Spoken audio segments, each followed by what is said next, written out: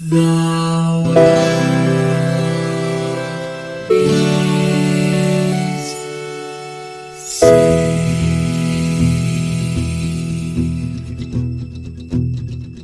The living room's dark save for light being cast from the big TV screen and the imminent sunrise that's teasing the one starry sky with whispers of morning. George. I am Dr. Mario, and I am saving lives. Yes, Lions? God, I hate you so much. Yeah, no, that song has been in my head nonstop for 2 weeks. So welcome to my world. Here's why I hate you so much. So I'm going to lift the veil, open the kimono a little bit on how we do production of this fine audio broadcast. We do like a little bit of a pre-show, like chit chat, like kind of loosen up the vocal cords, like get our podcasting muscles stretched out. Yeah. And before that, I remember distinctly thinking he's going to sing that music the second we start recording. Be prepared for it. But then we were having our little friendly chat about nerd stuff like D&D and Rick and Morty, and I forgot. So you basically got hit with this twice. Yes. Excellent. No, I'm so it's like a before image, Goku knows the after image technique, the before image technique. So excellent. No, I'm glad, but absolutely no. I'll be sitting there at work and just be like, oh man, something, and they're like, oh, well, this person has their doctorate and blah blah blah. I'm like, I am Dr. Mario, and I am saving. And I can't say anything about that for two reasons. One, most of the people I work with wouldn't even know the tune if I hummed it to them. Nope. And most of the people that would know the tune certainly haven't seen that YouTube video or know the words to it. And I can't send it to them because it's wildly inappropriate. Yeah, that is that's a big NSFW right there. Oh yes. Yes. Even the thumbnail is him naked. I mean, like, you can't even link someone to it and tell them to watch it later. Yep. Yeah. Oh yeah. No, I think I sent that to one of our friends, and the response was simply, "I'm not opening that." Like, that was just. There's no. You can't sneakily get this in somebody's head. Like, they've got to know going into it that it's Dr. Mario all the way down. Yeah, and he is saving lives. So we're obviously talking about Dr. Mario this time. And the one kind of history fun fact I wanted to mention with all of the deep, hard cutting research that we do is if you had to guess, this is a Nintendo game, right? What year do you think this game came out? If I had to guess, I would guess 1988. 90. Really? Yeah. Yeah. They were already working on Super Nintendo games when this game came out. Really? Which, I mean, there's always some overlap between generations, but, like, this is way later than I thought. Yeah. No, that's... Yeah, definitely. Yeah, I would have thought that would have been, like, Mario, and then all of the Mario fanfare that Mario has spun off. But I guess we're used to living in a post-Mario world where, like, Mario has branded himself onto everything. There's like Mario Party and Mario Kart, Mario Golf, and Mario Tennis, and Mario hangs out with you on your couch while you stream, Overwatch. That's wrong. But anyways, that thing. Yeah, like while you sit there and watch Westworld with Mario, like, yeah. So yeah, I guess there was a time when there was just a game called Super Mario Brothers. Yeah, and that was it. This was 2 full years after Super Mario Brothers 3. Right? Yeah, I thought for sure it would have been Super Mario Brothers, maybe Super Mario 2, but somewhere around Super Mario 2 would have been when this came out. So I am surprised. Yeah. God, that song is going to just be in my head the entire time we're recording, and there's nothing I can do about it. No. Now you're actually recording the podcast effectively with weighted clothing, because about 20% of your brain capacity is going to just running that song over and over again. And the rest of it's like, I have to be cognizant and talking. I got to continue to breathe and have my heart and liver function. Oh, man. Wait, what if that's the portion of your brain it's taking up? Is it just kind of like, move over, what was that? Autonomous? Yeah. Autonomous. Yeah. Move over, breathing. Dr. Mario's here, and he is saving lives. That would be, one, ironic. but two, kind of welcome, because if the song is in your head long enough, you kind of want to die. Yeah, no, I would agree with that. Yes. So I want to ask you first, what's your nostalgia experience for this game? Did you play this a lot as a kid? I played it a bit as a kid. I didn't play it a lot as a kid. I played it, I don't know, as much as I played like every game. So it wasn't one of my staples, but it wasn't, something that I played once and then never played again. I played it a bit. My personal experience is then like I played it not at all for many, many years. And then about 5 years ago, one of my friends at the time said like, oh, we're going to play this game and I'm going to crush you. And I was like, that's legit. And I just mopped the floor with him. So I kind of have like a weird special place in my heart for like trouncing this person that it meant so much to them and so little to me. And I was still able to beat them at it. So like that was enjoyable. But so you have like one of your lenses is for childhood and the other one is for like college. Yeah, that would be accurate. What about yourself? So I like puzzles and puzzle games generally. Like I don't really have a problem with these kinds of games or even like physical puzzles, like where you have to unlock a thing. But I don't really love doing it under time pressure. And because I didn't have this game, I always had to play this at like a friend's house, and it's not something I'm like innately good at. Like I have to kind of practice at it. It's not something I went out of my way to play because it's like I have limited time to play with my friend. Do I want to like play, Sonic 2? Do I want to play Mortal Kombat? Do I want to play, like Tecmo Super Bowl or friggin' Dr. Mario? So Dr. Mario frequently did not win out.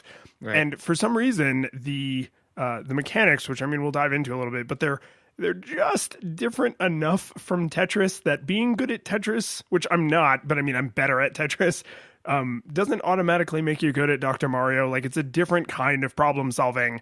Correct. And absolutely. And as a kid, I don't think I really got that.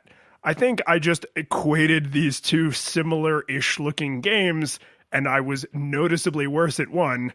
And instead of like investigating and unraveling that mystery, I was just like, no, screw it. I'll play Mortal Kombat or something instead. Yeah, I'll play the thing that I'm good at. Yeah, absolutely. We can touch on it more in gameplay, but no, I was, as I was playing it, I definitely was hit at one point where because when I was thinking about it, I was like, oh yeah, no, because we were talking about wanting to play something for the NES, and I think one of the things I threw out there was like, oh, Tetris or whatever. And I was like, Tetris. Well, let's do something a little bit more, niche. Let's do like Dr. Mario. Cause like in my mind, those two were the same things. And after playing for about a half an hour, I was like, these two things are not the same. This is closer to a different game, which we can get into, where I was like, it's closer to that game than to Tetris. And so I thought that was fascinating that I was able to notice that now, because I never would have picked up on that as a kid, because it's like, yeah, no, you drop things from top to bottom and then they disappear,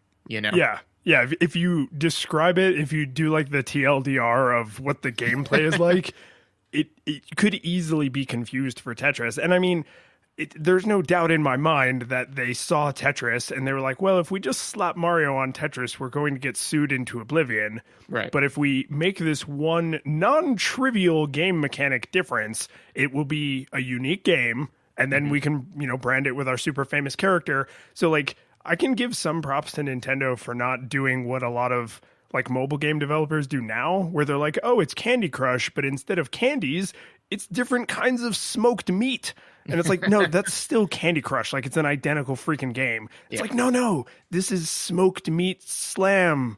That's Candy Crush. And it's like, no, Dr. Mario is actually a different kind of puzzle game from Tetris. So good on you. I believe the name of the game that you're looking for, it's called Meat Beat Mania. It's good. But no, yeah, absolutely. I did appreciate that. But I'm going to deviate now and just tell you, did you know in Europe, they apparently were okay with the visual of that joke, but not the title? They actually white out and it just says Beat Mania, but then they never explain why the controllers look like hams. Yeah, actually just recently watched something on like 7 weird censorings of Steven Universe, and it's just wild. Some of the things where they're like, oh, no, kids can't see this. And you're like, really? This is where you draw the line? This this is the oddity of like, oh no, this far, no further. Like I always love as long as we're deviating, the white flash when people hit things or hit people. Which I agree with, because I think that was Tony from Dorkly. I agree that makes the hits look way more intense. Oh yeah, because it looks like the person. Because I mean, we've both been hit in the face pretty hard. I know when I've been hit in the face really hard when everything kind of flashes white for a second, and you just you're startled afterwards. So that's way worse. Absolutely. But anyways, we digress. So visuals. What'd you think of the visuals? Well, during that pre-show that I mentioned, I think you summed up the visuals of this game are really visual. Like there's a game and you look at it. Yeah. And there it is. Yep. The graphics, we've been playing mostly 16-bit era games. So I did actually have to remind myself a couple times, like, this is a Nintendo game. This is a Nintendo game. You're judging the graphics in a Nintendo game. Not because they're bad, but because if you look at like the fidelity of like Mario or the little germ guys under the magnifying glass, you're like, wow, those are kind of simpler than they should be. They're like, I can tell what it is, but they're not as detailed as they should be. And it's like, oh, right, this is just a Nintendo game. Right. And then eventually you're not really looking at like anything on the screen except the pill bottle and because I mean the game, it plays automatically, so it's not like you can sit there and admire the textured background behind Dr. Mario. Like it's happening. Yeah. No. And just everybody should strap in for the deep number of drug references that are going to inherently come in with this game. But yeah, no, just like a true drug addict, I spent most of my time staring at the pills as opposed to, anything else. But yeah, basically, fantasizing about them making your problems go away. Yes, curing all of my fever and my chills. But so yeah, because like with all of the other games that we've played, and most games in general, you can talk about the visuals as far as like, oh well, this opening scene did this, and then like this first level, the second level, all of the levels are the exact same. So basically, I would argue that once you've played 5 minutes of this game, you've gotten everything you need to know about the visuals. Seen it all.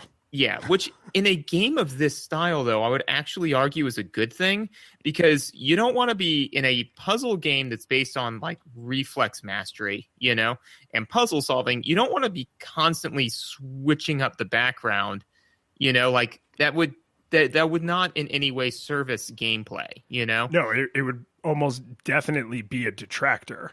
Right. I mean, I can guarantee you that people would play chess differently if on your 30th move of the game, the board changed color. Yes. And it was like, now it's a turquoise and pink board. And you're like, whoa, so my turquoise are pink. And it's like, you have to remember which colors turned into which other colors. Yeah, it just goes like, if after you've been playing chess for about 30 moves, the Mad Hatter from Futurama comes in and goes, change places, and then just moves all of the pieces around. Yeah, that might be a fun game. It would be a different game. Correct. It would not be the Game of Kings anymore. It would be the Game of Kings after Dr. Mario has treated you. But on visuals, I did think that they were so as far as the how did they look, I thought that they were serviceable. They were good for an 8-bit game. As far as for how they assisted gameplay, I thought that they did so very well. I thought they did a good job picking like solid primary colors, like there's red, blue, and yellow. And those are the colors, so and that is they. Yeah. And so there's no like blue, green, and teal. At no point was I just kind of like, oh crap, what color is this? A lot of times I was like, oh God, there's so many colors on the screen. I don't know where to put this pill. But you still know. Yeah, that's you still know this is the color my pill is. Right. Whether or not I know the right place to place it is not the fault of the colors. Yeah, it's not the fault of the colors, it's the fault of the game. It's the fault of my skill level, because I, at some point, was, I'm sure like many Dr. Mario, overwhelmed with the sheer volume of sickness that was in this person. So, it's just kind of like, oh God. But I do wonder, so what are the two most common types of color blindness? It's red, green, and blue, yellow? I don't know. I know red green is the most common in men. I think colorblindness is it's almost exclusive to men. Women are virtually never colorblind. Right, because I think it's on the X chromosome, so they have a backup. Right. A backup, yeah, spare. They have a save file. So I'm just trying to, and I could do research on this, but that's apparently not our shtick. Nope. I kind of wonder if they chose colors that would also be acceptable to someone who is colorblind, because a lot of modern games that have more realistic graphics, if they're trying to be nice, they will actually include a colorblind mode, because if you have like, night vision in your war game, it's like, oh, that's super cool if you can see green. like otherwise, if you can't see shades of green, it might not work as well in shades of, I think yellow is how they see green if you're red green colorblind. But like it's there are certain things that in the world, if the world isn't made for colorblind people, and then you make a game that's hyper realistic, you have unfortunately also made a game that's not right for colorblind people. But because most doctors don't stand next to pill bottles that are 6 times their height and hurl pills into them where the viruses are, I don't know. Why is he even trying to murder these viruses? They're not in a person. They're in a glass bottle. Yeah, but that was actually something that I did notice that I wanted to discuss with you. So in my mind as a kid, you were treating a person, Yeah, I'd say that's definitely the implication. Right, but then the aesthetic is, or the visual is that it's a pill bottle, right? Or it's a bottle, So, yeah, so like either one of two things. Either A, through whatever like virtual mindscape that this works through, right, is it's just the person is represented as a bottle. Or B, it's actually like he would then be like doing like trial runs on like a test culture, perhaps. I like the first one because I like the idea that there have been so many doctors in this universe, Dr. Mario being one of many, right? They decided that that the doctor's UI needs to be of a bottle and not of a human being, so that way they can distance themselves from the patient. So that way they don't, get the yips, See, I was thinking the yips. Yeah, the yips. The yips. Is that a Scrubs reference? No, the yips. I mean, yes, but no, the yips is. I think that's. I know that it was in Scrubs. It was in How I Met Your Mother, and it was in. I think it was in Friends. I think it's like a common thing. This is like nerves, like you get. It's the yips is when you basically can't do a simple task you've done 1,000 times because you psych yourself out. Huh. Yippee. Yeah. Yippee skippy! I killed somebody. So I'm wondering. Jesus, I'm wondering. I'm wondering if it's like a metaphor for solving a given person's illness. So like the pill bottle doesn't literally have the viruses. Well, what is it? Fever, chills, and I don't know. All I know is fever and yellow. Fever, chills, and the yellow mucus. I'm gonna say mucus. Bile, yeah. Bile, yeah, bile. Because now we're Aristotle treating humors. Yes. Oh yeah. No, you gotta get in on those 4 humors, right? What was it? It was blood. What were the 4 humors? I have no idea. Hey, this is relevant, man. I mean, yes, if you're playing Dr. Aristotle. Now that game I would play. Somebody call Konami. We've got the next game. We've got a hit on our hands. So it's fever, chills, and let's just say bile. Yeah. So there's an amount of that problem that a patient has, and you have to try prescriptions, and the pill configuration that's in the bottle at the time you beat the level is the configuration that you would then give to that patient. Interesting. I like that too. It's like a metaphor, man. Yeah. No, I like the idea that it's just kind of like you're running a simulation on what the person has with in theory technology way beyond our own.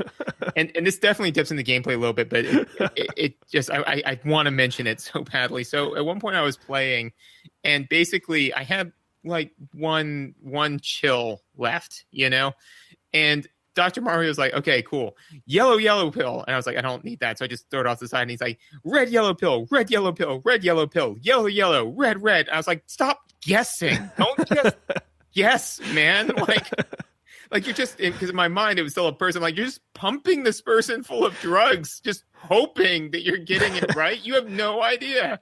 Now, that is definitely a commentary on like the medical system, because it's just like, oh man, he's like 99% of the way better.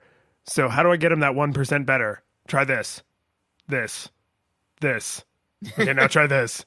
Nothing? Okay, try this. Yeah, nothing. So then it's like, okay, the red one. No, nothing. All right, the green one. Nothing. Maybe the red and green one together. Nothing. Maybe the red one again, you know? Well, it's the most annoying when you get like 6 double doubles in a row. So it's like I have 1 chill left and it's just like red, red, red, red, red, red, red, red. And you're like, why? what? No amount of red is ever going to flush out this last blue, which makes me think you don't know what you're treating. Yeah, no, he's swinging for the fences. I mean, he's a plumber. Like, I don't know. Well, he got his degree by watching House and Scrubs and ER. Yeah, no, I've made a secret deal with myself that together, I think we can work through the entire song. Oh, absolutely. I think that between the two of us, we can work through all of the brightly colored pills that will serve all your ills, just so long as you only have fever or the chills. This is happening. But yeah, no, I definitely at some point I completely lost faith in Dr. Mario, because I think we've said in another episode that he has a doctorate in art history and it's honorary. Does. Yeah, he has an honorary BFA. So that's what his degree's in. Clearly not in any medical field, because we both have a friend who's going through nursing school as we speak, and it's an accelerated program and it's very, very intensive. So I don't know what Mario went through to go from being a plumber, right, all the way up to a doctor in two years. About 2 years. About 2 years. Like, that's a pretty intense. He doesn't know what he's doing. Like, I mean, is he treating toadstools? Because you never see the patients. You don't. Yeah, like, he lives in the Mushroom Kingdom, so there's like 2 other humans, right? There's Luigi and Princess Peach, and then everybody else is some kind of like fantasy animal. Or the reason why there's only Luigi and Princess Peach is because they all went to go see Dr. Mario. It's like all that's left. It's like the premise of the movie version of I Am Legend, where in the opening she's like, "So you've cured cancer?" "Yes, we've cured cancer." And then it's like everybody's dead. Yeah. No, or even better, there were a whole bunch of humans. Now they all look like toadstools because of the treatment. There you go. It was just like, it wasn't the Mushroom Kingdom. It was just like Brooklyn. Yeah. And now they're just all horrible freaks. And that's why Bowser is constantly trying to like kidnap the princess and like install his own regime, is because clearly Princess Toadstool has allowed this mad scientist, Dr. Mario, to transform all of these people into these, toadstools. And that's why Bowser turns them into blocks to ease their suffering, because there are these horrible, walking toadstool. Yeah, no, it's all coming together. Yeah, no, we've got the makings of a really lame fanfic or fan theory going. It still would be better than Super Mario Brothers the movie, though. I contend that. Yeah, but I mean that's not like an accomplishment. No, but no, the Super Mario Brothers the movie is a bar that no limbo expert could limbo under. So not even Hermes Conrad. No, not without losing his head. So, I mean, we have to talk about audio because that's how we do this thing. The audio is basically like the visuals, in that there is an audio. Mm-hmm. Like there are 2 songs, right? There's Fever and Chills. Yep. But then there's a third crucial song that I was introduced to, Off. Yeah, it's like in what is it? I think it's like Chinese philosophy, how there's like, there is either, like doing something or doing something else, but then there's always the third option, doing nothing. Mm-hmm. Yeah. And it's, I can't remember if we talked about this or not, but you kind of, just like you have to get used to the music and sort of tune it out over time. Like, okay, I've heard this for the 50,000th time. Like, I'm going to now tune it out. You sort of have to learn to tune out the silence, because the sound effects don't go away. Just the music goes away. And you don't really realize how much the viruses, like when you knock one of them out and they like do their little panic fit. Yeah. That really sounds like a dog or zombie violently scratching at a door. Nice. And when there's music playing, you're like, oh yeah, he's like throwing a little tantrum. But when there's no music playing, it really sounds like something scratching at a wooden door with its nails. And it's a little disconcerting. Yeah, no. So my play experience for this was basically, I was like, I'm gonna sit down, I'm gonna play this game.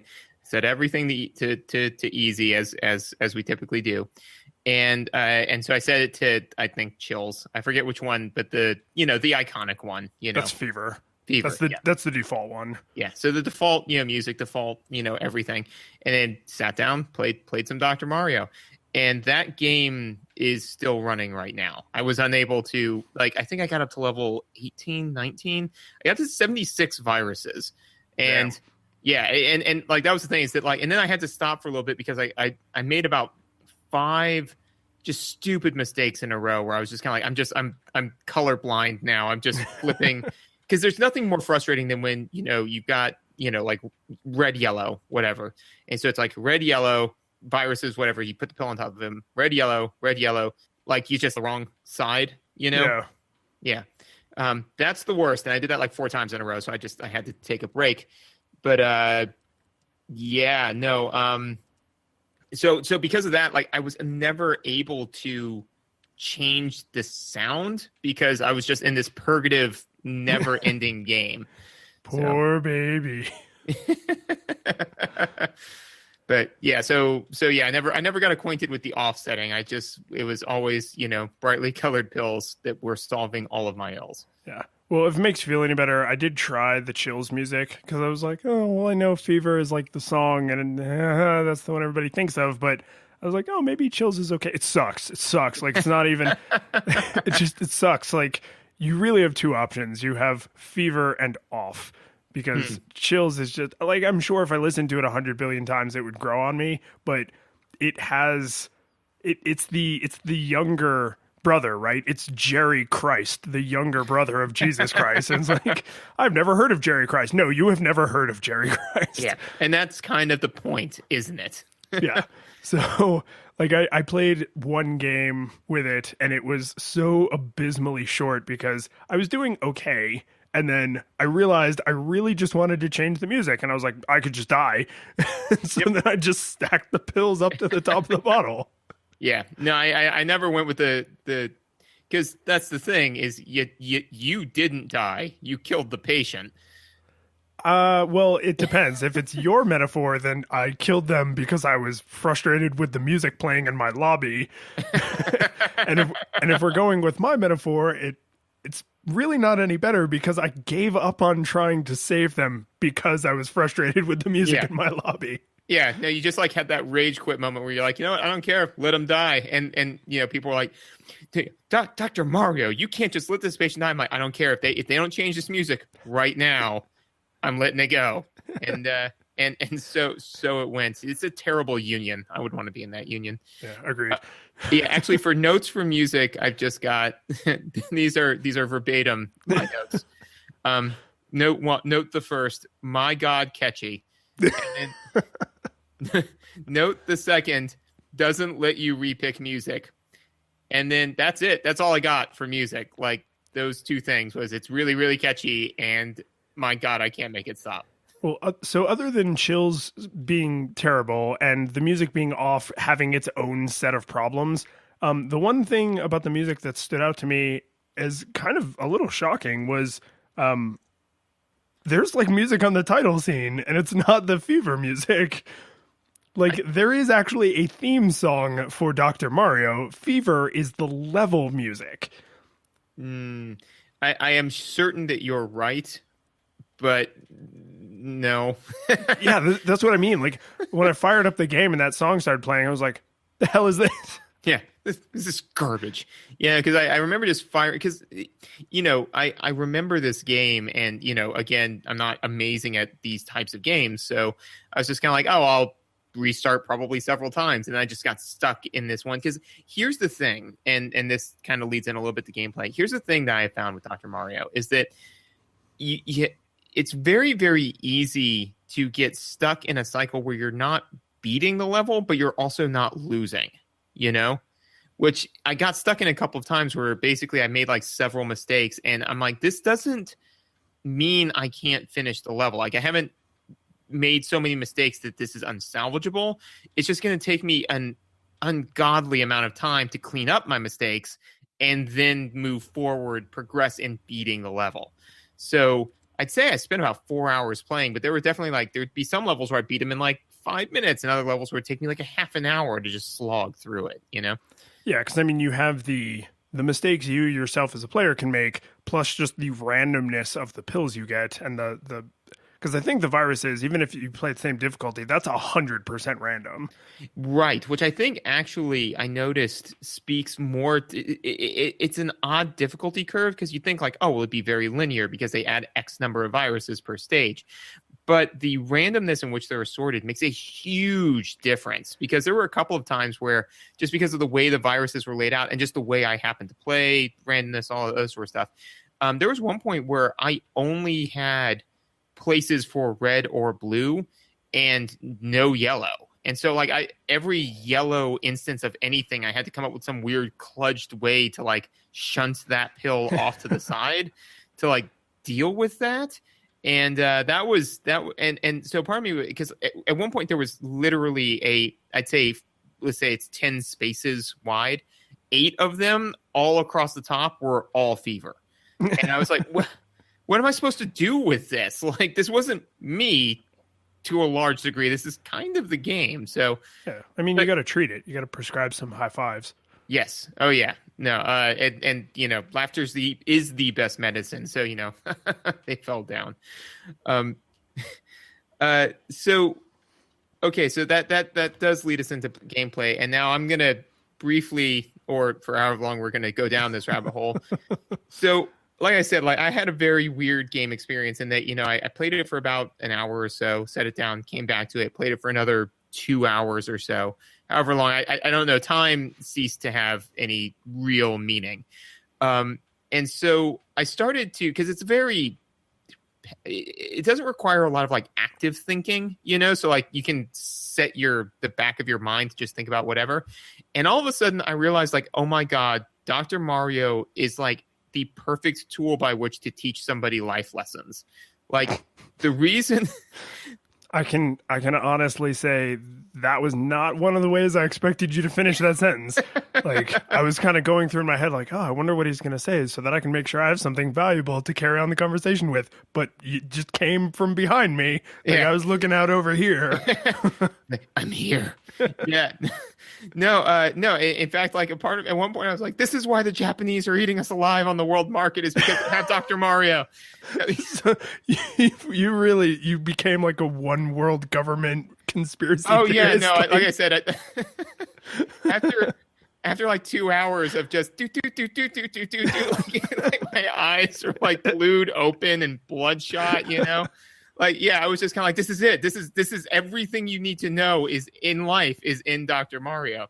So, couple of things. One is, like we just said, the way the stage starts out isn't always fair or right, and you know what?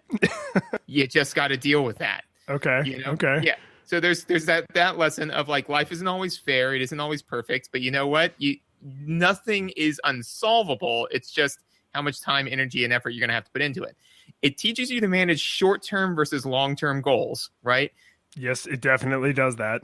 Yeah, because the long-term goal is to clear it of viruses. But there were some times when the most efficient option would be let's just say in this corner, I've got a blue-yellow combination, right? And I've got a blue-yellow pill. So it makes most sense to drop it on top of those two, right? But the thing is, I've got a huge buildup in this other area. And even though it's less efficient, I've only got a blue over there, I've got to get rid of those blues because they're much higher and closer to the top and a much higher risk, Mm-hmm. So I have to manage that short-term goal of getting rid of this thing that could potentially catastrophically end the game, and then deal with the long-term goal of, clearing the level. So sometimes I had to sacrifice overall efficiency of play in order to, deal with an immediate problem, which is something that I've noticed that I've seen people much older than us struggle with that concept. Yeah. Well, and then there are people who have the opposite problem of they're not staring into the middle distance. They are only looking at what's right in front of them. So like they have no long-term goals. They're only putting out the fire that's immediately on fire. They're not thinking about how to prevent future fires. Exactly. Yeah. No. So both managing short-term and long-term goals, there would be many times where I would make a mistake. And so sometimes I'd make a mistake. I'd be like, oh, well, you know what? That was a mistake and that's fine. And especially like I personally would get a little frustrated because I'm like, now it's not operating at maximum efficiency, right?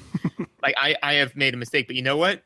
That thinking doesn't get you anywhere, and it does make you more likely to make more mistakes. What you have to do is you made a mistake. That's fine. You suck it up. You move on with life. You keep trying to cure the patient, right? You are hardcore winning me over on this like unified string theory of Dr. Mario.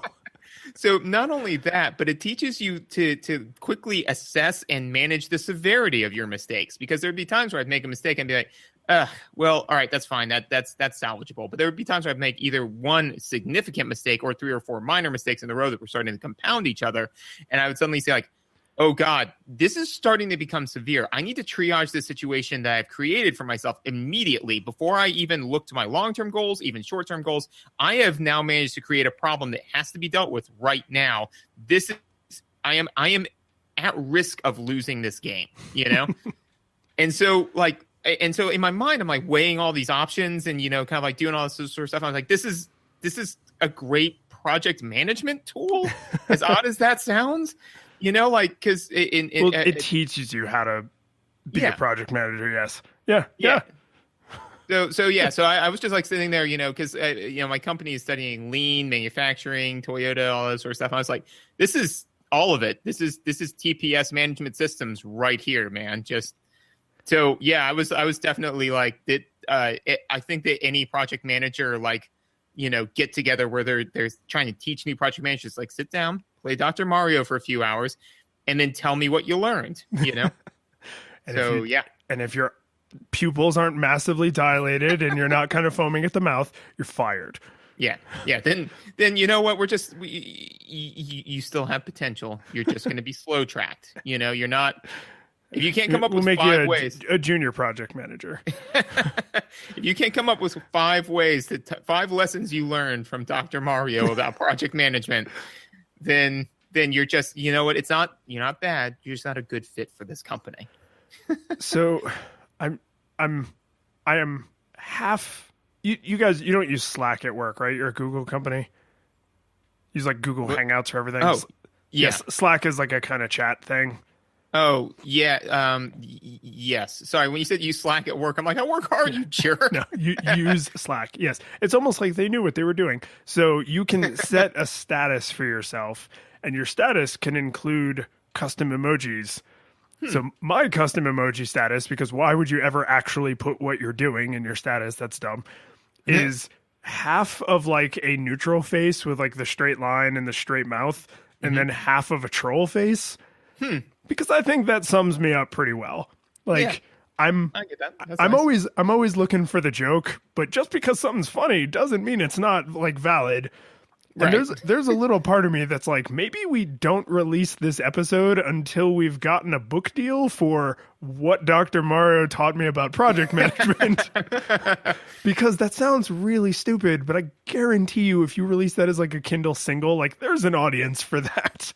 It might not make you a multimillionaire, but like people would buy it. Yeah, you get a couple $100, where people are like, oh, well, Dr. Mario and project management, and sure, sounds great. And then you never know. It could be like that. There's that 0.001% chance that, some person in some company somewhere says like, this is the book, like, oh, millennials will love this and this will actually teach them. And it just like takes off. And then all of a sudden you're on, whatever you're doing the talk shows, doing the little circuit. But especially what was it, we had somebody, this is tangentially related, but we had somebody recently where they basically we had an issue in the lab, and it was basically somebody forgot something, right? And so when you're trying to assign root cause, you have to say like, okay, well, it's like, oh, well, I'll try harder to remember. I'm like, I always start off with, I assume you're working as hard as you can all the time. So saying you'll try harder means you're going to give more than 100%. And by definition, that is the maximum any one person can give. So that's garbage. And so one person threw out just off the top, they're like, why don't we just get him a band he could put around his arm to remind him, like some big pink band to be super embarrassing. And it's like, paused for a minute. I was like, why don't we do that? And the person's like, I can't. Wait, that might actually work. And that's what we do now. Like when X, Y, and Z happens, and thus this tertiary person that doesn't normally have to do the thing has to do it. The person that is giving them the assignment also gives that person a pink, band that they put around their wrist, and they're not allowed to take it off until they do the thing. And so if they're on their way home and they're driving, they're going to look at their wrist and go like, oh God. And then they come back. So I love that. Like, I have basically no complaints because, the likelihood, especially if it's one of those like Livestrong style bands, like those have kind of gone out of fashion. So the odds that the person you're giving it to, male or female, would already have been wearing something similar that they would confuse is pretty low, right? So like it stands out, right? It's just like the red string, the old like you tie it around your middle finger or whatever, and then you flip people off, and you're like, oh, I have to remember to flip you off. Exactly, that's what I use it for. I never forget. But yeah, that's this is going to be part of your book. So now this is all of a sudden like slowly gone from like, oh hey, we played this game Dr. Mario, to like, okay, so this book deal that we're talking about.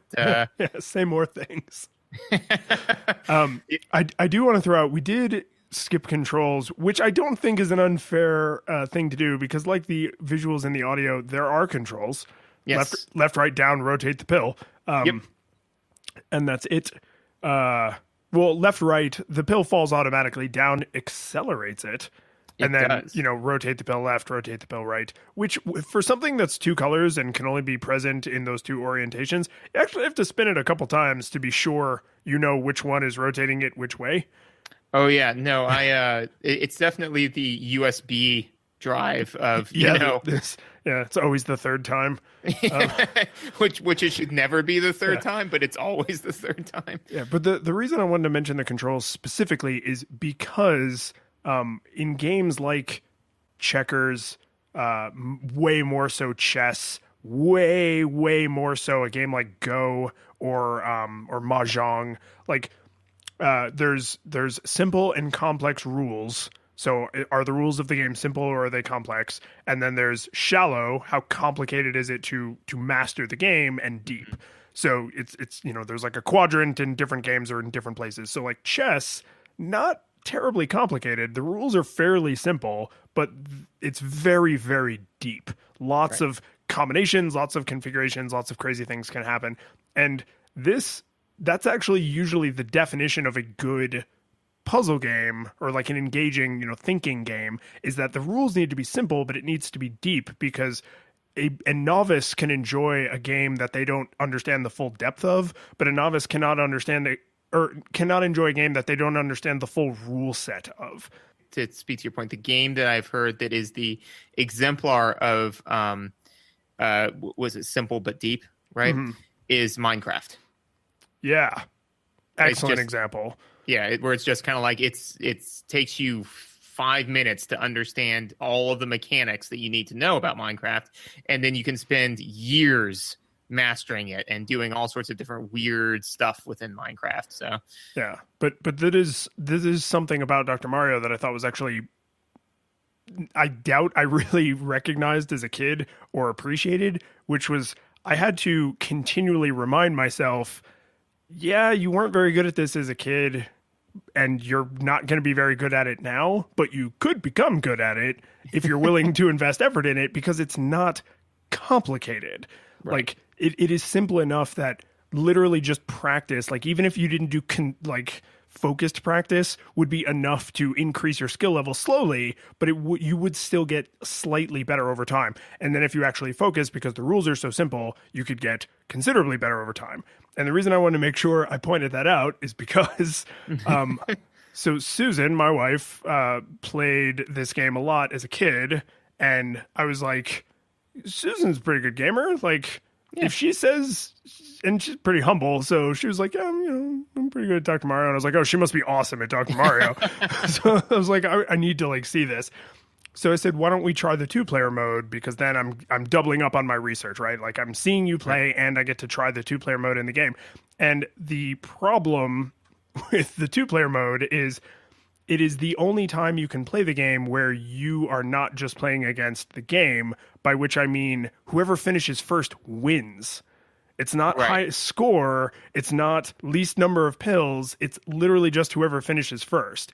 And someone who is better is more likely to finish faster because they know exactly where the pill needs to go, so they just throw it down. They're just holding the down arrow like it ain't no thing. And I beat her somehow the very first match, and I was just like, and then never again did I come anywhere close to beating her, to the point where I actually said, I want to stop so I can watch you play. Like, can I just sit and watch you play? Because there are obviously things you're doing that I'm not even considering, because I could see kind of out of the corner of my eye, like, oh, because when you play in the 2-player mode, you actually have the same map. So, yeah, so I mean, your viruses and their viruses are in exactly the same place. So I was like, you are clearly, and you get pills in the same order. Oh, that I didn't know. Yes. So, I mean, you are literally competing on who is better at the core game mechanic of efficiently using pills. It's really very cleverly designed. Huh. No, that's pretty neat. Yeah. Yes. So, I mean, she's blowing me out of the water. And I was like, I'm not bad at solving puzzles. So, I mean, clearly there are things that I'm just not even considering. And one of them, which seems really dumb in hindsight, but it's that simple but deep gameplay, is there would be a situation where it was like, a vertical fever, so she's building a stack up on top of a fever, and then below that fever is, let's say, a bile. Right. And then, so for the 4th pill on that, or the 3rd one, she would do a red yellow but vertical, so that the yellow would fall down onto the bile. Yeah. And I was like, that's so incredibly obvious. I'm almost ashamed I didn't think of that. But it's just one of those things that it's like, like we agreed to run a race, but I didn't realize you were going to be on a bike and I was going to be on foot. Yep. And I'd never even seen a bike before, so I didn't know what it was. I thought it was just fancy shoes. And then it was so much better. I was like, wait, so what kind of shoes are those? And it's like, you mean my bike? It's like, oh. Yeah. So yeah. I probably spent, I don't know, an hour just watching her play. And then she got to the same position you were in, where she was like, I guess I have to go to bed. And I was like, oh, so the game isn't going to make you go to, like, you're not beaten. Like, you're just bored and tired. Oh, I'm done with this now. You know what it is? It's Goku fighting 100% Frieza, where he just stands up and he's like, done. Yeah. There's no fight left in you. No, there were a couple of techniques that I slowly started to, that one I learned and picked up on. Another one that I remembered, not remembered, but figured out. I don't know, one of the two. I did one of the two. Is the fact that the nice thing is that it doesn't, you think automatically, because the pills are falling down, that you build on top of stuff, and generally that's what you do. But it's, if you get 4 in a row in any direction, right? So you can also build out from the side. Which is harder, but totally possible. Harder, but totally possible. And you can also, too, build up from underneath, which I was able to do on a couple of times where, basically, I remember at one point, again, managing project management, managing short-term and long-term goals, where what I did was, on top of, let's just say there was a fever, whatever, right? On top of it, I just stacked random pills because, that was not now, right? Because I'd stacked so much garbage on top of one item that I needed to get to, one virus, right? That I was like, it's going to take me forever to get rid of all the garbage that I've accidentally stacked on top of it. but I just stacked up underneath it and then just shoved the colors underneath until I could grab it from the bottom. And then that collapsed everything else down. And then if I was being really clever, I'd make sure the stuff that was collapsing down matched the stuff that I dumped on top of that other pill. So that way that all matched and went away, you know? So there's definitely, like you said, it's very simple. It's just kind of like match the colors. That's it. That's all you need to know. Match the color. Connect 4. Yeah. Bam. Done. But then it's just kind of like, but here's all this fun, cool ways you can do it. And you're like, oh, yeah, no, that is pretty neat. And that does nicely lead into one of the things I mentioned is that you definitely want to say that this is a Tetris clone. I actually think that the core aesthetics and the gameplay is closer to Simon than Tetris. Because the thing I was trying to do the most was remember where my color combinations were in the levels, like where I was putting what color combinations to destroy which viruses. I spent more time using that portion of my brain than the shape fitting that is Tetris, you know? I don't know that I necessarily agree with that. So I'm putting aside whether or not that's a valid comparison. I can imagine game design it's blank mushed up with blank. Like that's, you know, like it's Tetris, but with Simon qualities. Like that's a very believable way that somebody could take an existing game like Tetris. And then, I mean, think about like one of the most famous enduring things from Star Trek is 3D chess. And it's like, it's chess, but also tall. Like it's chess with also a chessboard. Like it's really not.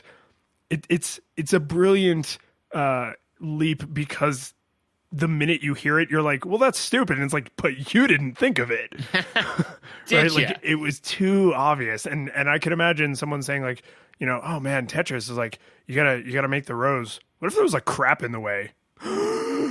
And then it's like, oh yeah, it's like this changes everything, but not in like a stupid drug-fueled hippie way. Like that literally does actually change everything. Yeah, no, with 3D chess, that was one of those things where, like, 'cause I'm not an amazing chess player to begin with, and so I feel like I was like whenever somebody was like, we should learn how to play 3D chess like in Star Trek, I was like, yeah, why don't we get better at 2D chess first? What if chess? What if not the other stuff? We're not there yet. Although my favorite variant on chess, and I think we've played it, is drinking chess. Yes, we have. Yeah. Which I mean, you one are better at chess than me, and two have a higher tolerance for alcohol than I do. Yeah, so playing drinking chess is really just saying, do you want to get drunk faster than me, but in like a complicated way? Yeah. Do you want to just that's true. Do you want to drink a whole lot more than me, but with more rules? Sure. But yeah, no, I don't know why I always like that one, just because and for those who of our listeners who haven't played drinking chess with us, is you assign each piece already has a point value. You just say like it's worth that many drinks, and then you take that many drinks and that piece gets captured. But if you get checkmated, then you finish your drink, right? And so I think that that's interesting because it changes the dynamic a little bit, because then your goal becomes to destroy as many of the other person's pieces as possible until they go make a new drink and then checkmate them as fast as possible. Yes, which is really not how you play proper chess. No, it's not. So I kind of like that, just because, you know, I think it's such a great thing in game design where you can say like, oh yeah, well, you just drink their point value. It's like, yeah, that seems like that's an innocuous change, but it actually changes the way people play the game, you know? And so I think that it's just so easy to see like little things like that, even like this. And I would definitely agree with you in the sense that I don't think that this game is Simon or a Simon clone, but I think it's like got more elements of memory to it than like Tetris does. Because with Tetris, you can look at the screen at any point in time and, you know, like you're trying to create lines, you know, but so basically any negative space needs to be filled, you know, but with Dr. Mario, there is definitely that like, okay, well, I've got like a red, blue pair here, red, yellow pair here, straight up red over here, you know, like, so there's basically, what would that be? 6, right? Yeah. different, areas where you need to remember kind of like what you're doing, which again leads back to good project management, because you have many different projects going on at the same time, but you have to make sure that they're all harmonized and moving towards the long-term goal of the entire project, which is to clear the level. Well, those are like your milestones, your deliverables. Yep. Right? Yeah. No, I'm starting to agree with you. We need to write this book. Right. Sorry, folks. No episode this week. We got to write the book first. And then actually, so sorry. While we're on the book writing thing, one of the things that, because I didn't think about it but this is also something that I did realize as far as like the down the rabbit hole kind of thing is. So you mentioned dropping blocks, right? Mm-hmm.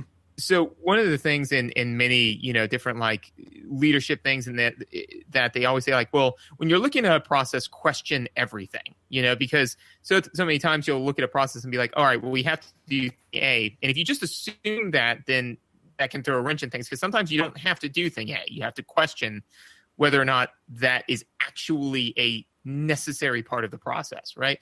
So I'm used to, again, similar to Tetris, I was just kind of like, alrighty, I got this thing lined up, drop the block. Good. Next one, line it up, drop the block. Perfect. And all of a sudden I was like, why am I dropping these blocks? Because I realized that if I didn't drop the block, if I just got it lined up, then I could look at the next block. And while that block fell on its own accord, spend the time while it falls figuring out where I was going to put the next block. So it actually bought me a valuable couple of seconds that I wouldn't have had otherwise. And when you're playing one player, it is based on clearing the level, not on speed of clearing the level. Right. So because of that, there was literally no value. There was no value add, right, to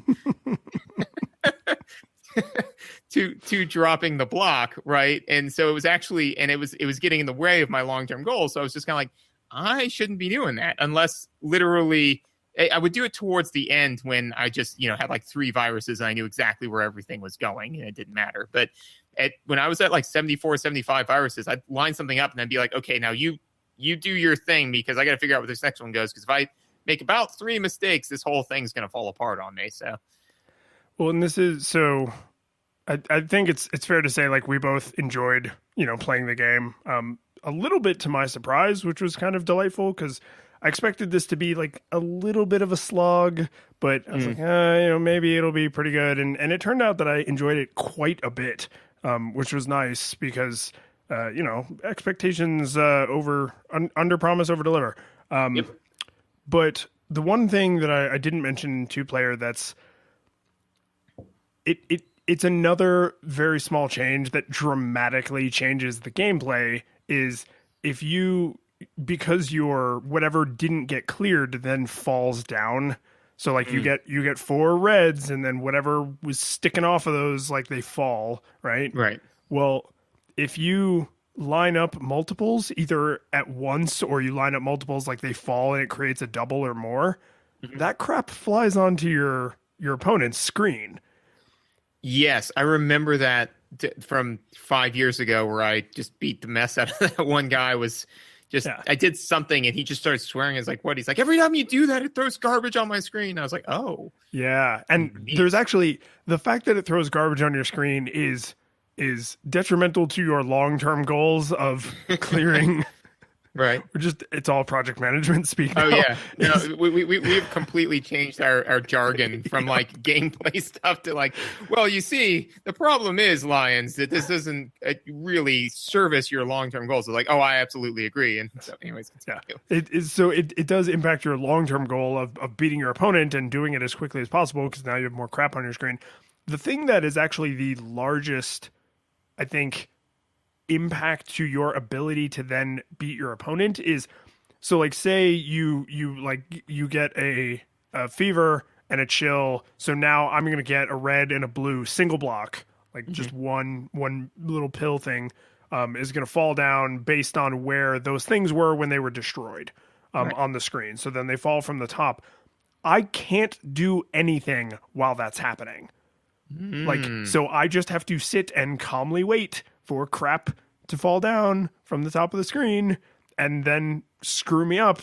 So like on the one hand, you could say like, oh, well, they're giving you a second to think about this newfound information, but it's like, yeah, but this is a game based on speed.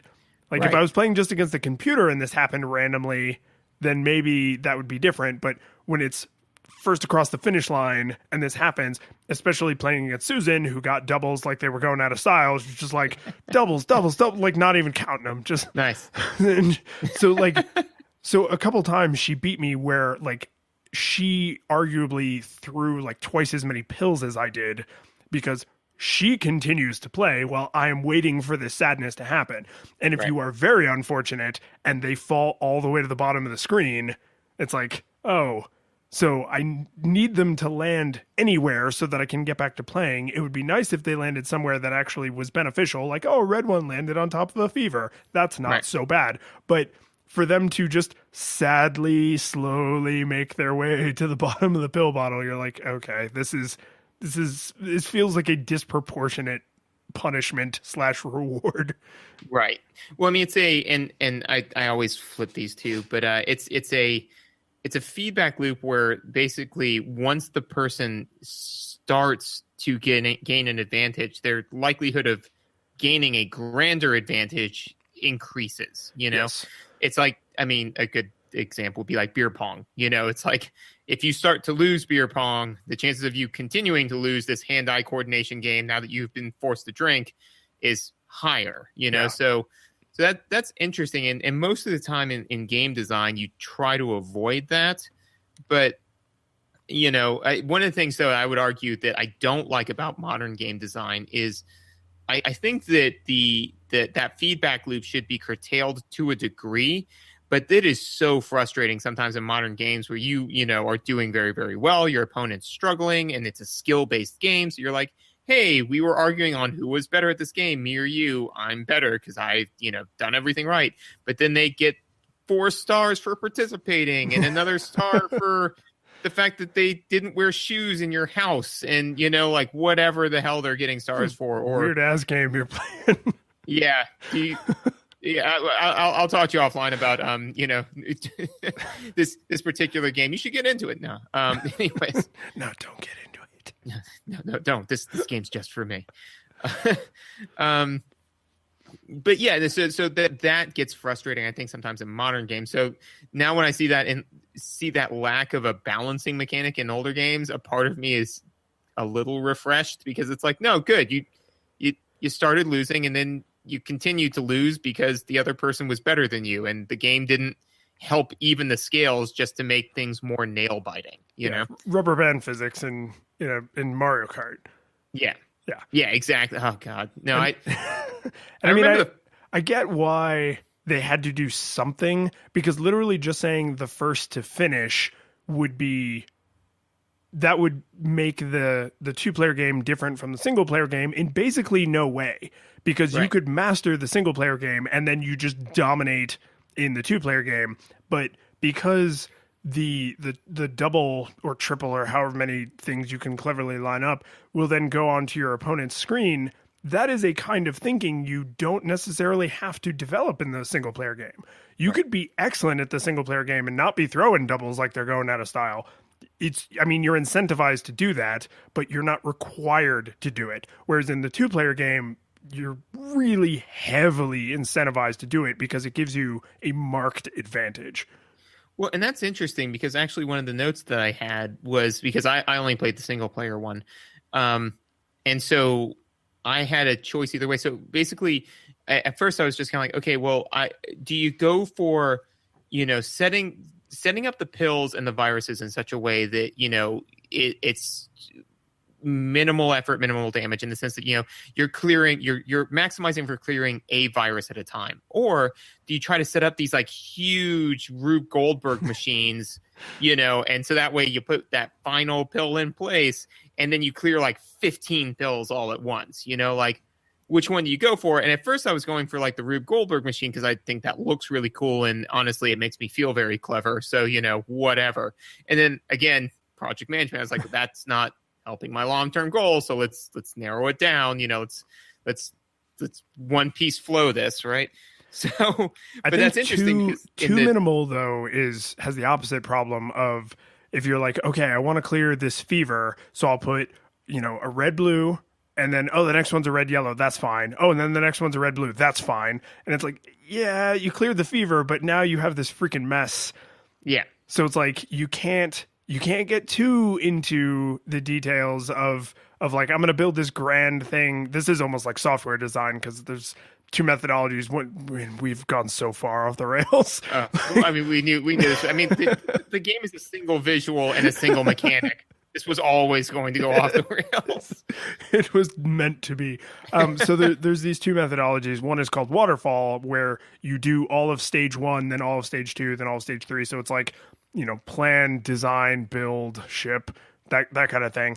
And then agile is where you do each of those things kind of in like small cycles. So like plan, design, build, ship this little thing, and then iterate, and then iterate, and then iterate, and then iterate. So like the visual that I think came from Spotify is the first place I ever saw it. I doubt they invented it, but it's like if you came to me and you said, I need a vehicle, and I was like, okay, here's a skateboard. And it's like, well, this is faster than walking, but really I was thinking more like a car. And it's like, well, I don't have a car, but here, I'll add this handle to the skateboard. So now it's like a scooter. So now you can go even faster.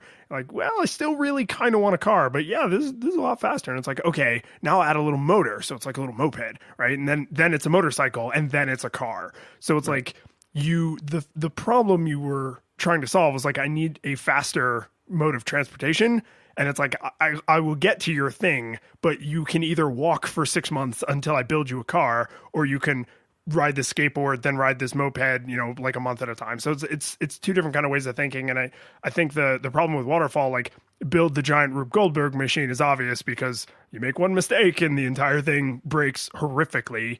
Yes. Whereas like focusing on too atomized of a problem is where you have no clear vision for the long-term future. So you are, we call it technical debt in the software space, where you're like, I solved this problem. And it's like, but you created 10 problems. Like, this is worse. We were better off just having the one problem. Yeah. Yeah. Well, especially like, and Dr. Morrow is a great, again, foil for this, or not foil, a example of this is, like you said, is that if you have anything that you're trying to do, where if you say like, I am going to maximize for thing A and to hell with everything else, right, then that's dangerous because like you said, is that if you are like, I'm going to clear this one virus, then the chance of you creating a huge mess outside of that is much higher. But I think that the nice thing that I've learned from you talking is that there is a time when creating the Rube Goldberg, they incentivize creating the Rube Goldberg machine, which is in 2-player mode, when it's just kind of like, no, it's you want to get those doubles. So there is a reason to do that. But then I like the idea of like, okay, so then in single-player mode, it actually changes your goals, which again, are you now practicing to play 2-player mode? Right, but it all comes back to, again, this is just this dynamic project management learning tool, right? It's like, so even the goals within the game can change depending upon what it is that you're trying to, like whether it's 1-player mode or 2-player mode. Where do you want your career as a doctor to go? What? Where do you want your career as a doctor to go? Exactly. So if you're playing in 1-player mode, then it's like, okay, it makes more sense to maximize for these target objectives. But if you're playing in 2-player mode, it makes more sense to maximize for these target objectives, because your objective in 2-player mode isn't to finish the game, it's to finish the game faster than your opponent. And creating the Rube Goldberg machine does serve that goal by screwing over your opponent. Right. So, well, and I noticed the thing that helped me get over, because I was kind of surprised how loud like my 12-year-old self voice was, where it's just like, you suck at these games. And I was like, no, I don't. I'm a pretty good puzzle solver. Not when you're on the clock. I was like, shut up. I can handle this. So like, I was surprised, because normally like I'm not, I can play a game I'm terrible at and not really care. And I'm not bad at video games, so that's not even a problem I frequently have to butt up against. But this is a kind of game that I'm not amazing at, and the mechanic of not being able to control the speed of the game means you get better on their terms. So if you finish a level, then fine, or if you die, then fine. But there's this weird middle ground that you kind of alluded to a couple different times of like, I have made so many mistakes that to finish this level will be just arduous. It's totally possible, but am I willing to sit here and put in the mind-numbing work of facing each of my errors one at a time? Because clearing your own like checkerboard stack of pills that you idiotically put down because you can't remember which one flips clockwise and which one flips counterclockwise is even though it's literally the same mechanic, it feels different than facing the viruses. So like there were the first couple games I played, I mean, literally like rounds of gameplay. I was like doing okay and I would like go up a couple of levels and then I would make like a few mistakes and I would get frustrated and then just intentionally bomb out because my thinking at first was like, oh, if I continually play the easier levels, I will start to build up better habits.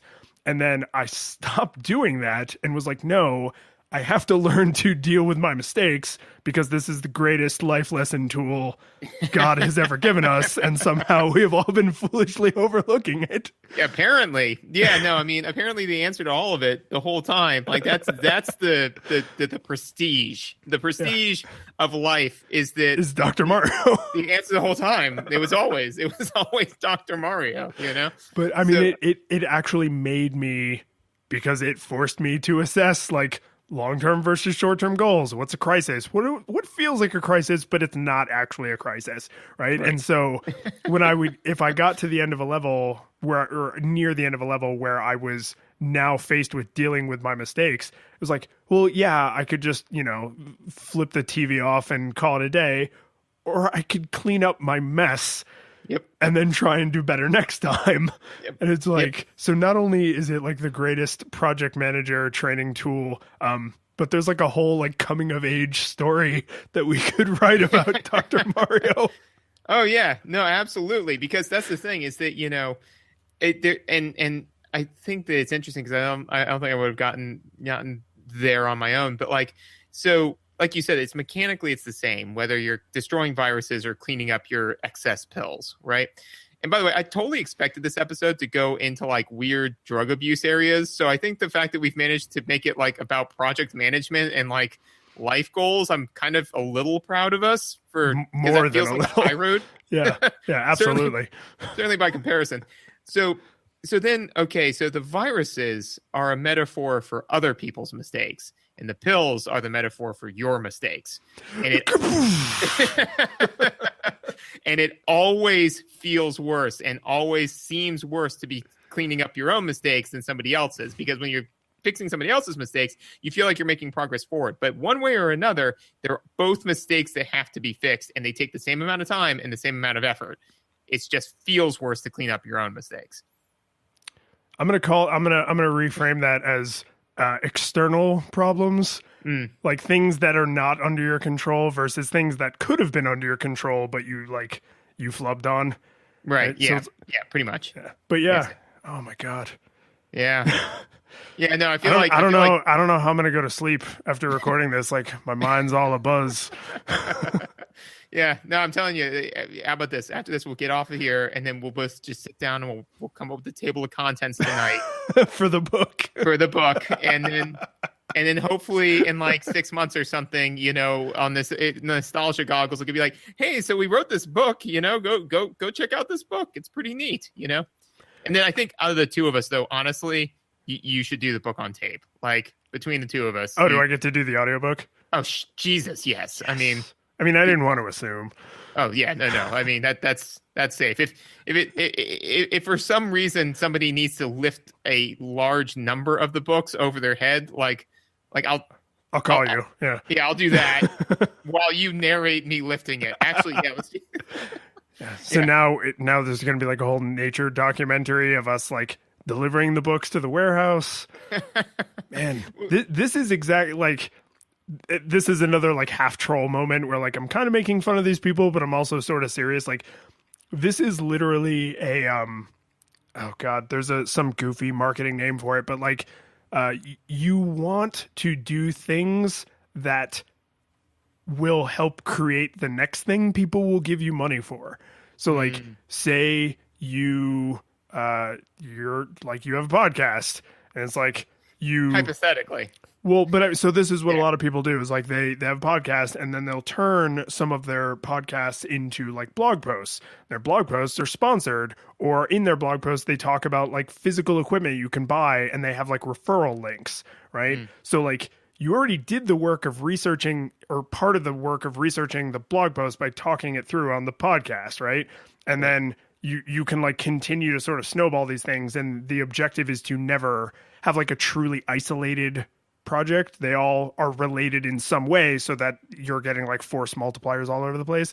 And I mean, there's a reason that that's such a common thing among like serial entrepreneurs and like, you know, self-employed, like, you know, solo business people. What do you call it? Like a business of one, you know, like I am the whole company. One man show, but with business. Yeah. One man business, but, but it's like there's this little part of me that's like, I don't know if we're ever actually going to write this book, but more importantly, I want this book to exist.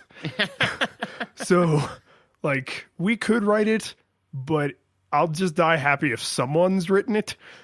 Yeah, no, actually, when we get off, we should just Google to see if somebody's beaten us to the punch. Yeah, it's very possible that, I mean, the game's been around for damn near 20 years, so it's very possible. Well, I know that there was, and we're way off topic on this, but like, no, it's fine. I know that there's a whole series of like blank and philosophy. Yes. Where it's like, you know, like Dragon Ball Z and philosophy and Legend of Zelda and philosophy. But I wonder, I mean, like, you see, because this could be the next project is, you know, blank and project management, you know? So it's like Dr. Mario and project management, Dragon Ball Z and project management. It's like, you don't want to be a Vegeta in a company, okay? You know, you don't want to be like constantly, you want to be the Goku, you know? You want to be like the person who, you know, like strives towards greater goals and then achieves them and then enjoys the rewards of that, but only strives for to achieve goals that better him and the people around him, don't just better himself. You know, just you totally do. Yeah, let's do that. Well, and you could even, if you wanted to make them flavored a little bit differently, right? Because with Dr. Mario, we've gone like very like philosophical and like big picture self-improvement. With, you know, like Dragon Ball Z, it could be like more of like a selfish, like how do you like climb to the top of the corporate ladder? Because you don't want to just be the Goku who like thinks of the greater good. You also need to surround yourself with Tiens and Yamchas and Krillins. Yes. Who take the fall for you while they are trying to push you further up the ladder. Like they are, you know, the maze to your Mustang. So really, here's what this is. This is climbing the corporate ladder and anime. Like this is there's just metaphors all over, and nerds will buy that book no matter how schlocky it is. Oh yeah, no, I mean, it's just kind of like if all of a sudden somebody's like, I want to climb the corporate ladder, and I like Dragon Ball Z. Well, put your hands together, sir. You know, I want to climb the corporate ladder, but I can't be bothered to read anything that's not really unnecessarily dripping with childish metaphors. Well, do I have an entire section of Amazon for you? But yeah, so overall, though, I think the gameplay held up. Yeah, I would. Right, we're doing a podcast. I totally I feel like I just woke up from fevers and chills. But Jesus.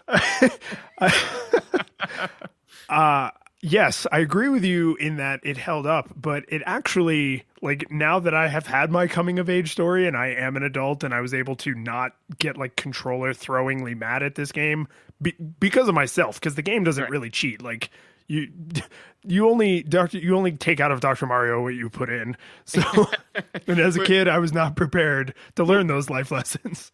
What's in the, you know, what does the Dr. Mario game have in it? Only what you take with you. Yeah. And as a 12-year-old, I was not ready to take much. But now, like, because I would have said just before we were getting ready for this episode, like, I don't like Dr. Mario. Like, I like Tetris. I don't like Dr. Mario. But now, like, I will probably actually sit down and just play this of my own accord. Yeah, no, I mean, I honestly, like I said, I've still got my game going. I'll probably throw another half an hour at it just to see, like, if it, you know, if I can continue on, like how far up the ladder can I go before there's just too many viruses. beyond Dr. Mario's honorary art history doctorate to solve. I did right before we were getting ready to record, probably had about 20 minutes till we were going to jump on the horn. Susan just kind of casually looked up from what she was doing and went, "Do you want me to play Dr. Mario for a little while before you record?" I was like, don't do that. Don't try and play video games under the guise of being helpful. If you want to play, you can just play. Don't put this on me. Yeah. You know. This is you. It'd be like tomorrow, and you know, unfortunately, because these posts on Tuesday, this won't help anybody. But in case you are wondering why the mother of your children is mad at you or your mom's mad at you, Sunday was Mother's Day, so you know. Well, I'm just gonna take the kids out and let her play Dr. Mario all day. Yeah, I was gonna say, you know, like, but I was gonna say, like, that would be like saying, you know, hey, honey, for Mother's Day, I'm gonna play Dr. Mario for you. It's like that's for you. That's a bowling ball named Homer, you know. Yes. Taking the kids out and letting her play Dr. Mario, that is a good gift. That is, yes. No cheap Hallmark cards in the Lion's house. It's all Dr. Mario. Because we now know that that's everything. Yeah, that it is the 42. That's what it is it's, you know, because like the idea is like the answer to life, the universe, and everything is 42. And then people are always like, oh, well, it doesn't make any sense. It's like, well, it's because you don't understand the question. The answer to life, the universe, and everything is Dr. Mario. And it's because you don't understand the question. You know, like I couldn't have told you that before I'd replayed it as an adult. That was because as a child, I was too young to understand the answer. Yeah. Well, I mean, oh my God, here, this might be my greatest stretching metaphor of the show so far. It's because Dr. Mario, really, the core aesthetic, not the core like of its deepest, most self, which we now know is all of us. But the core of the aesthetic is life and death. And a child does not understand their own mortality.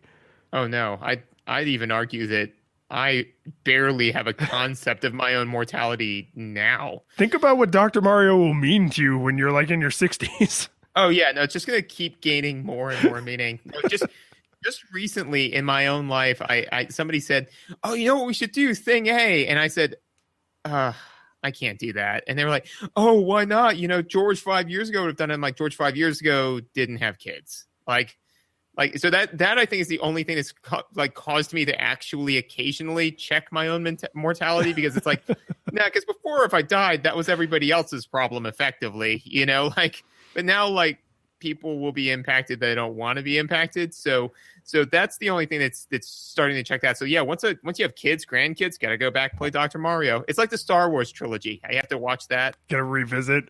Yeah. You got to apparently you have to revisit Mario every decade, Dr. Mario every decade. See how that's holding up. The curtain falls, the music plays, the credits roll, then it all fades to black, and you're left by yourself. The fanfare is gone, there's no player two there by your side to share victories won. But as you slowly progress down the hall to your bed, a few great events leak back into your head from the time that you spent traversing the land, battling evil, fighting the darkness, just sword in hand. Your memories creep in with the edge of a smile. You realize again what you lost for a while. You never think